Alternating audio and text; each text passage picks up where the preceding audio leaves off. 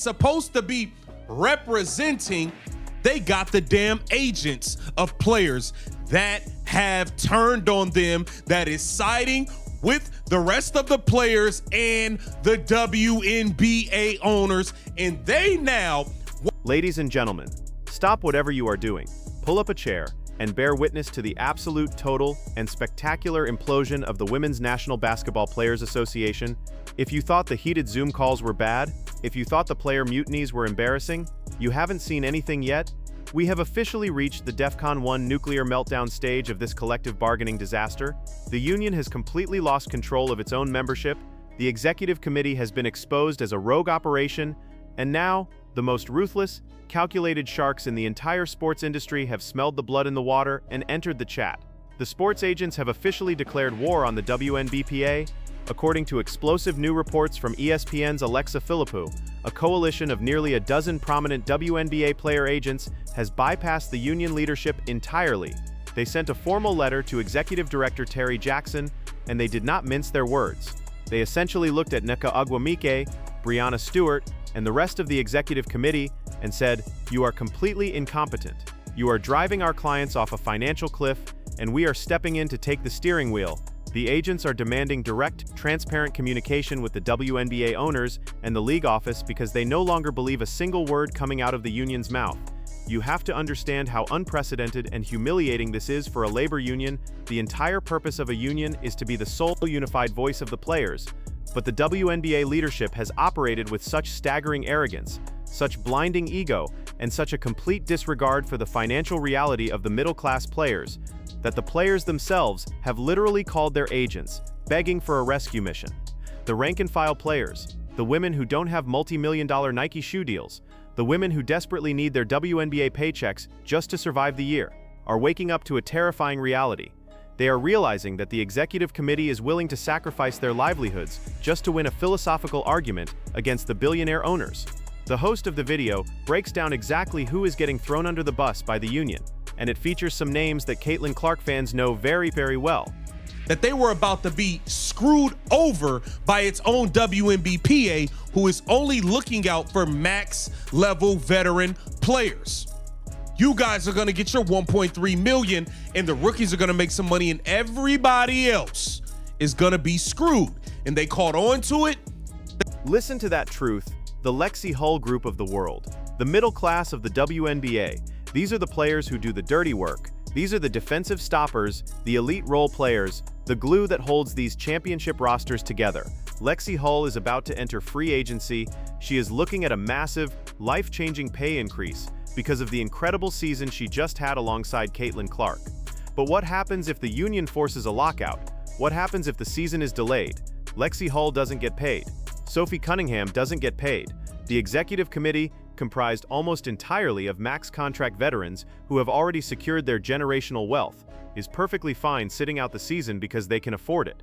They want to hold out for 30% of the gross revenue, but the Lexi Hulls of the world are looking at the owner's current offer, a $5.65 million salary cap, free housing, and a 15% revenue share, and they are screaming, "Take the deal."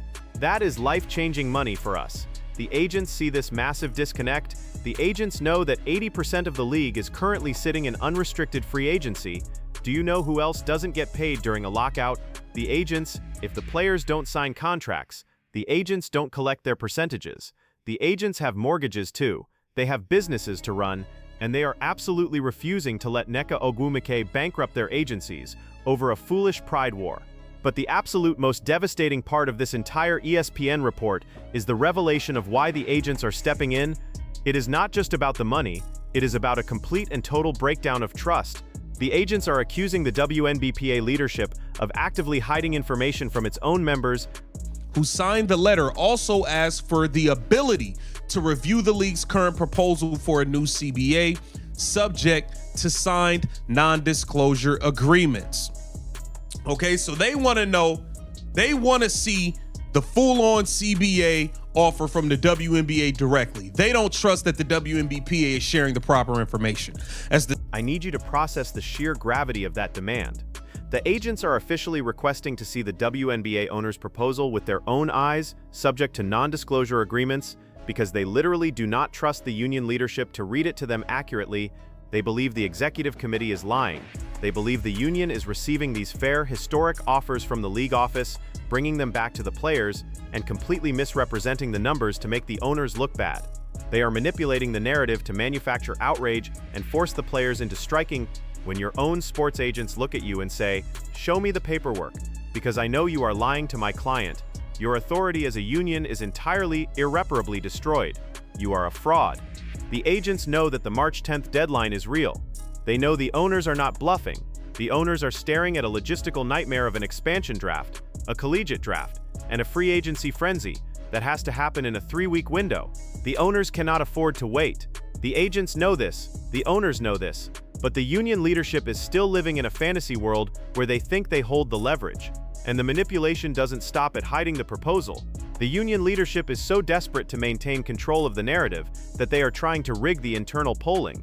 The WNBPA announced that they were going to send out a survey to the players to gauge their feelings on the owner's latest offer. But the agents immediately threw up a red flag. They know exactly how these union surveys work. The host explains why the agents are demanding oversight over a simple questionnaire. Throughout the negotiation process, the agents additionally requested transparency and input into the survey. So the agents want input into what's being asked on the survey. They don't want the WNBPA mucking up the questions in a way that can sway the people. This is KGB-level manipulation.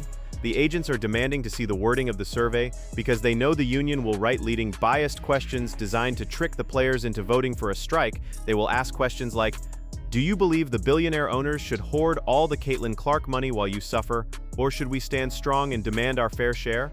And when the players check the second box, the union will run to the media and say, "See, the players are unified, we are striking." The agents are saying, "Absolutely not. We are reviewing the questions. We are adding our own questions. We are going to make sure the players understand the actual catastrophic financial consequences of missing the May 8th tip-off." The Caitlyn Clark effect has officially broken the WNBA Players Association. For years, this union operated in the dark. Nobody cared what they did because the league wasn't making any money.